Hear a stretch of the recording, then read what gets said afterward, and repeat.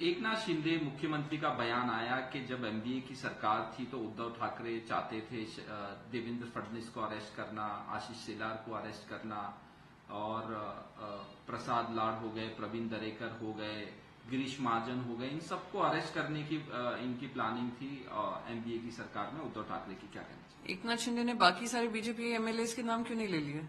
सभी के नाम ले लेते हैं, क्योंकि उनको बार बार यही जस्टिफाई करना है कि जो उन्होंने गद्दारी की है वो गद्दारी सही की है। तो यानी ये भी साबित हो जाता है कि जो फोन टैपिंग का केस चल रहा था, जहां देवेंद्र फडणवीस ने, जो आज करंट हमारी डीजीपी बनी बैठी हैं रश्मि जी, उनका फोन टैपिंग केस का क्लियरली केस सामने आया था कि ऑपोजिशन पे फोन टैपिंग करते थे, तो उसके ऊपर कार्रवाई ना हो उसके डर से जो इन्होंने रॉबिन हुड बनकर जाते थे रात को, क्या रॉबिन हुड नहीं क्या बनते थे, कुछ छुप छुप कर जो भाग कर जाते थे और सरकार बनाई है, तो उससे स्पष्ट हो गया है कि किसी तरीके की कार्रवाई नहीं हो। तो मैं बस यही कहूंगी कि एकनाथ शिंदे कितने भी बहाने बना ले, कितने भी नए नए अपने इंटरव्यूज में कुछ नई बयानबाजी कर दें, जनता ने तो अपना मन बना लिया है कि अब इनको भगाना है। जो गद्दारी करेगा महाराष्ट्र के साथ, उसको एक दिन भी और कुर्सी में और सत्ता में रहने नहीं देंगे, और 4 जून में को महाराष्ट्र के रिजल्ट्स देखते ही ये साबित हो जाएगा। सभा के चुनाव के उम्मीदवार, बीजेपी के उम्मीदवार अनअपोज जीत गए, किस तरह से? देखिए, जो बार बार हम कहते आए हैं कि प्रजातंत्र को खत्म करने का काम है, ये रशियन स्टाइल ऑफ डेमोक्रेसी जो आ रही है, पुतिन स्टाइल ऑफ डेमोक्रेसी जो आ रही है, जहां पे विपक्ष को ही खत्म कर दो। रशिया में ऐसे ही हुआ था, कुछ दिन पहले पुतिन के चुनाव हुआ था, पुतिन के साथ विपक्ष में कोई खड़ा ही नहीं था। जो जो उनको विरोध करते हैं उनको काला पानी भेज देते हैं, सजाए काला पानी दे देते हैं, और वो वहां पर जाकर उनकी मृत्यु हो जाती है, और 85% वोट पाकर वो वापस प्रेसिडेंट बन जाते हैं। तो यही मॉडल लागू होने का काम नरेंद्र मोदी जी कर रहे हैं कि कोई भी कैंडिडेट अगर खड़ा होता है तो उसको जबरन उसको डिस्क्वालीफाई करा देते हैं, कुछ बहाना बनाकर उनके रिजेक्ट करा देते हैं। और सूरत में जो मेन कैंडिडेट थे कांग्रेस पार्टी के, उनको रिजेक्ट किया, फिर जो सब्स्टिट्यूट कैंडिडेट थे उनको भी रिजेक्ट किया, और सारे इंडिपेंडेंट जिन्होंने फॉर्म्स भरे थे सबने वापस ले लिया। तो क्या प्रेशर डाला होगा? तो यही इनकी डेमोक्रेसी बनी रहेगी कि बगैर वोट डाले भारतीय जनता पार्टी के लोग चुनकर आ जाएं और नरेंद्र मोदी जी सरकार बनाए रखें।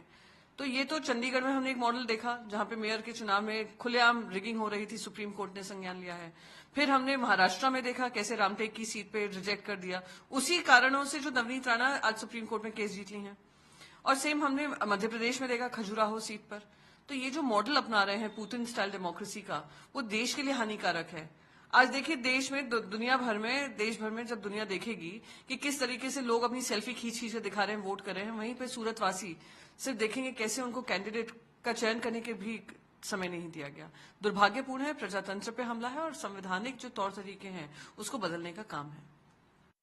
परिवारवाद की बात करें, जिनका परिवार नहीं है वो परिवारवाद की बात ना करें, किस? देखिए, हर परिवारवादी जो होगा वो अपने परिवार के लिए लड़ाई लड़ेगा। वो समझेगा क्या दर्द होता है, क्या पीड़ा होती है जब उनके परिवार पे बगैर किसी सत्य के, बगैर किसी तथ्य के उन पे आरोप लगाए जाते हैं, उन पे आक्रमण किया जाता है। और जो लोगों के पास परिवार नहीं है वो इमोशन नहीं समझ सकते हैं।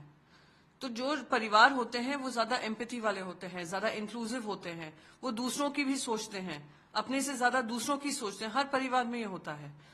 पर जब जिनके परिवार नहीं होते हैं उनको लगता है कि एम्पैथी, इंक्लूजन, दूसरों के बारे में सोचना ये गुनाह है, एक पाप है। और कौन इन चुनावी रैलीज में इस तरीके की भाषा का इस्तेमाल कर रहा है, आप समझ सकते हैं।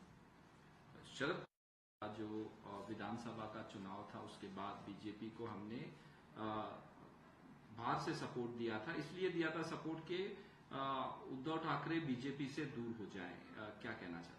देखिए, उस समय पे एनसीपी भी ऑपोजिशन में थी, बीजेपी शिवसेना अलायंस था नहीं 2014 में, तो उनको लगा वो उनके लिए मौका रहेगा कि कैसे दो पार्टीज को अलग अलग कर दें, पर वो सक्सेसफुल नहीं हुआ।